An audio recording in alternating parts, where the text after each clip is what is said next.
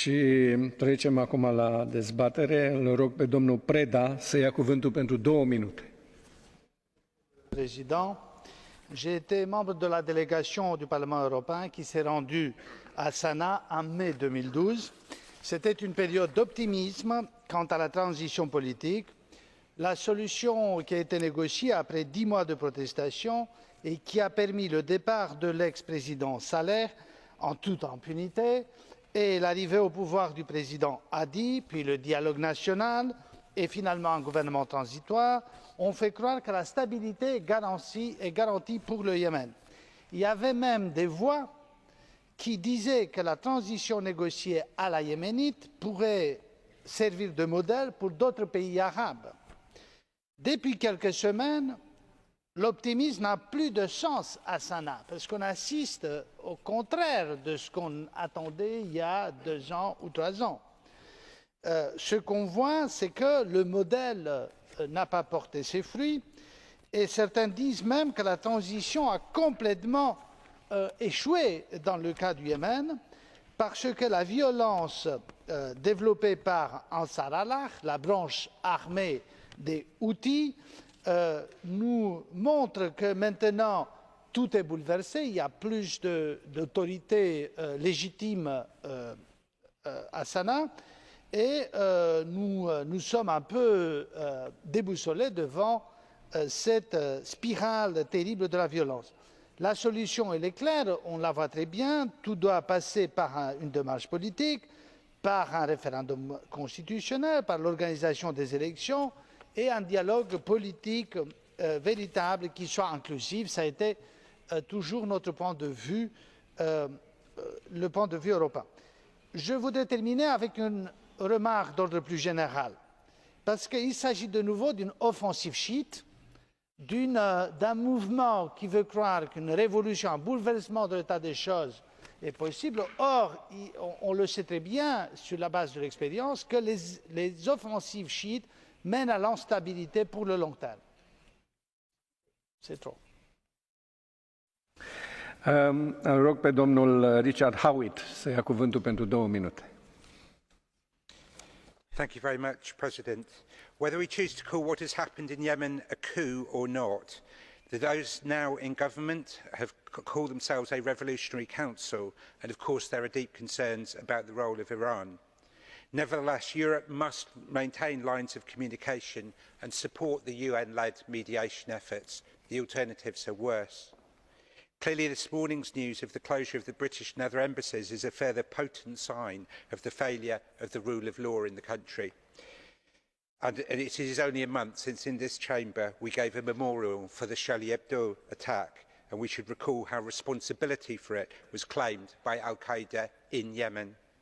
This is a country where we all need to have some humility. I remember Baroness Ashton in this chamber saying Yemen was the model for the EU's comprehensive strategy. President Obama called it a model for the United States counter-terrorism strategy. I know diplomats who say we've devoted considerable help to Yemen, but not sufficiently to enable the domestic government to have the capacity to deliver on the reform aspirations of its people. In 2012, I was with Mr. Preda, and I went and sat in the tents in Sana's Freedom Square, listening to the hopes of the young protesters. I've heard the Yemeni children saying that they have nightmares about the sound of drone attacks, the same stories my own mother told me about the V2 bombs from the Second World War, and I wonder whether the existing efforts are truly countering terrorism or instead in danger of fueling it. Today we are looking at what increasingly threatens to be another failed state, and the lessons of Yemen are twofold. First, we must make the right diplomatic responses now to do all we can to avoid the country sliding down even further. But second, if we want to protect our own people and promote our own principles, where reform is underway in the Arab world, we have to do more and better to support it when we can. The failures of a failed state are our failures too. Mulțumesc domnului Howitt și o rog pe doamna Fotyga să ia cuvântul pentru 1 minut și 30 de secunde.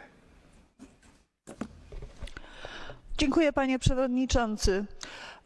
W jednym z najmniej rozwiniętych państw świata z ogromnymi obszarami biedy, które rzeczywiście miało ogromne perspektywy rozwoju, pomimo wielkich obszarów też wpływów terrorystycznych. Trzeba niezwykle uważnie wprowadzać bardzo drastyczne reformy.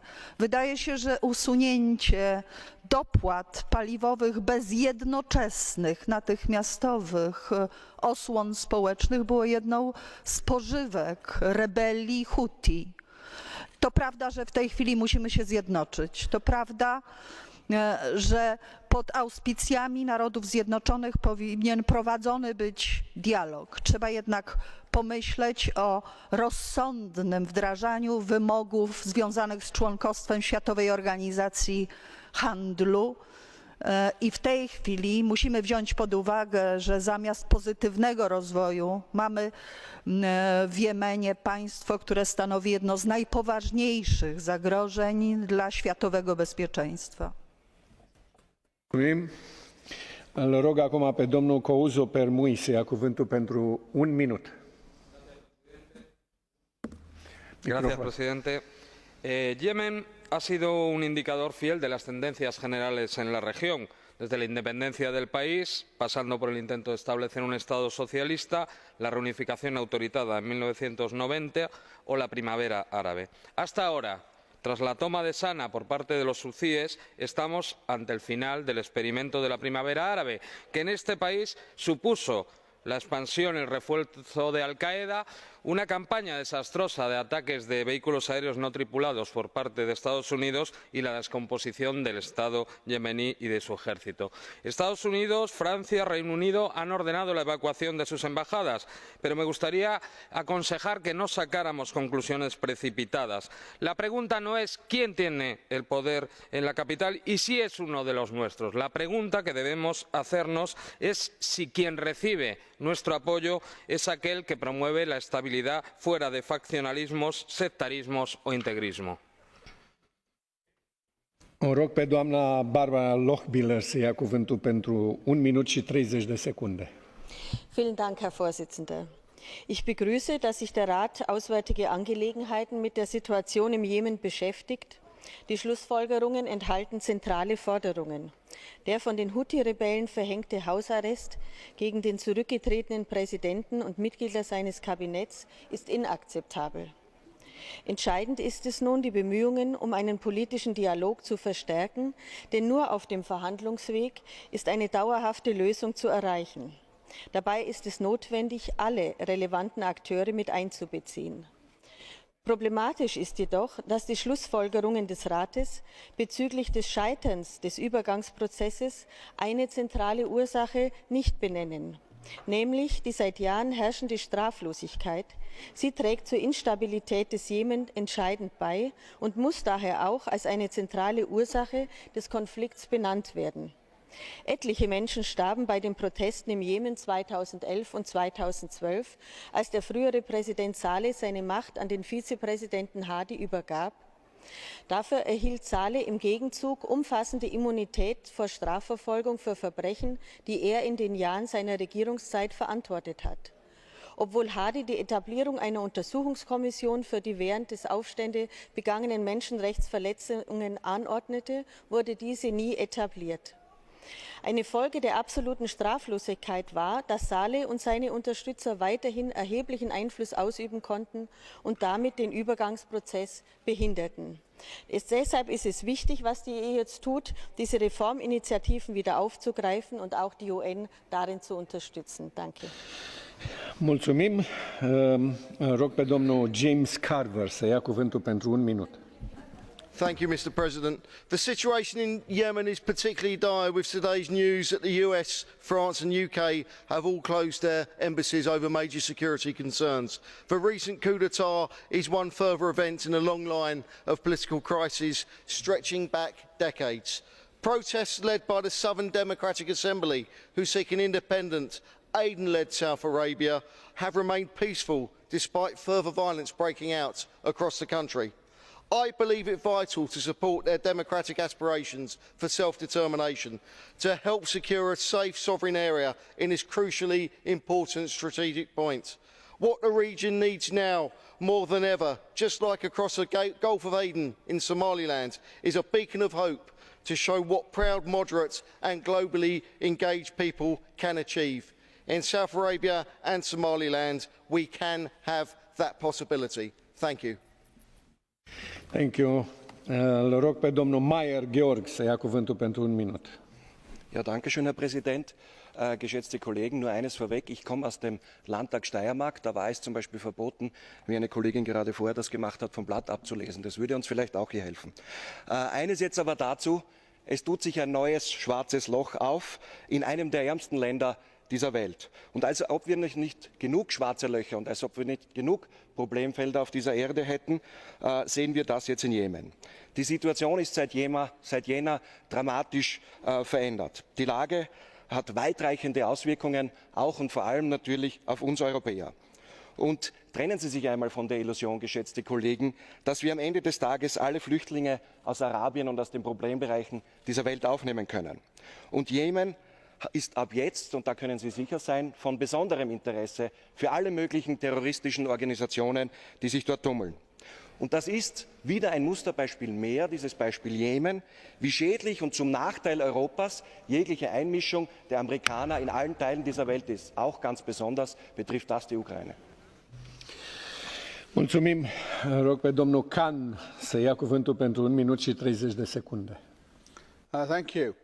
Today, the 11th of February, marks the 4th anniversary of the uprising of the Yemeni people, demanding their rightful democratic and civil state.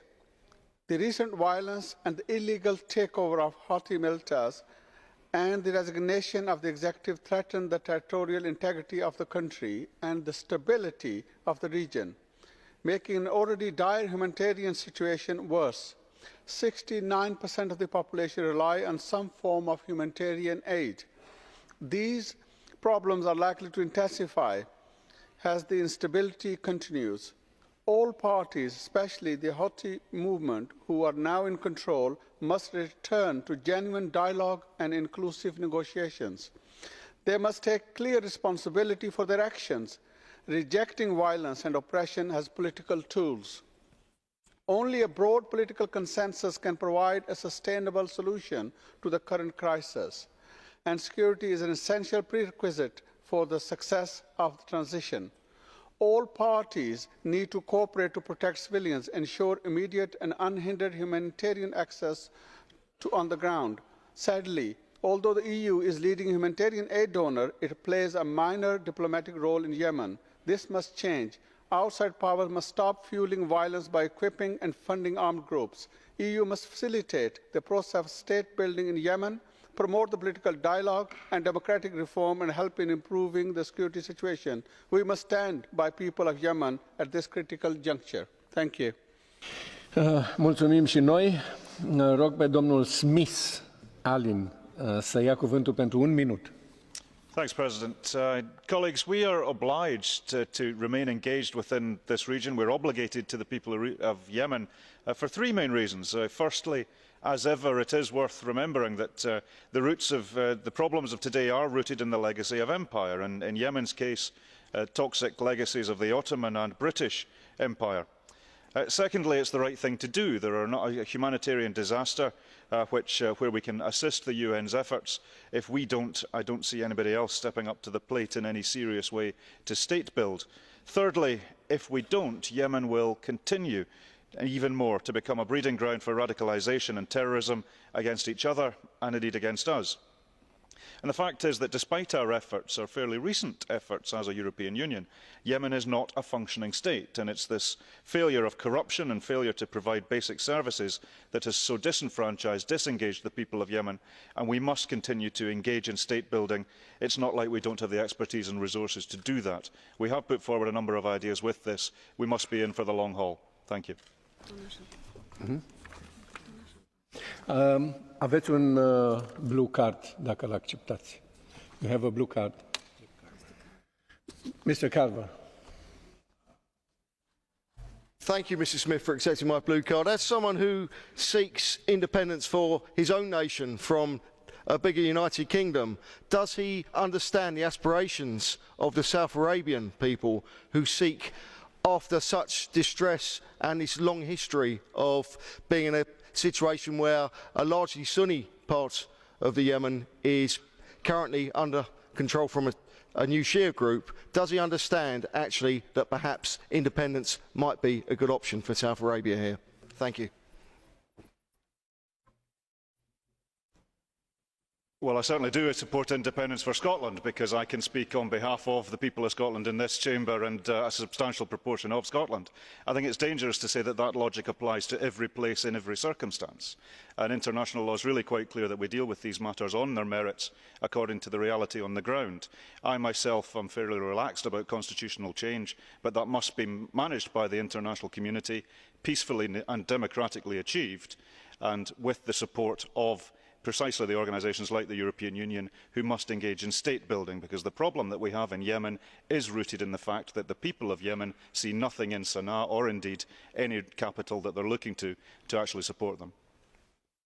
Mulțumim. Domnul Castaldo pentru 1 minut și 30 de secunde. Grazie Presidente. Terzo millennio, il millennio delle guerre per procura e dell'ipocrisia della cosiddetta comunità internazionale.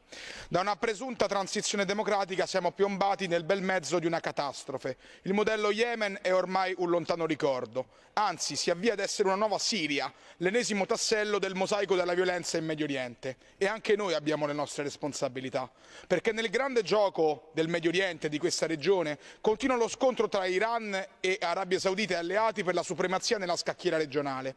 Avviene a Sana'a, ma avviene anche a Beirut, a Baghdad e a Damasco. Le grandi potenze continuano a scommettere su entrambi gli schieramenti, spostandosi con una certa disinvoltura secondo le circostanze. E nel frattempo le popolazioni locali coinvolte sono soltanto pedine, sconfitte, sacrificate e dimenticate, senza che nessuno abbia il coraggio di riconoscere che alla base si tratta meramente di un'instabilità voluta e finalizzata a riscrivere i rapporti di forza. Forse qualcuno del Golfo sarà tentato di liquidarla dividendo lo Yemen in Yemen del Nord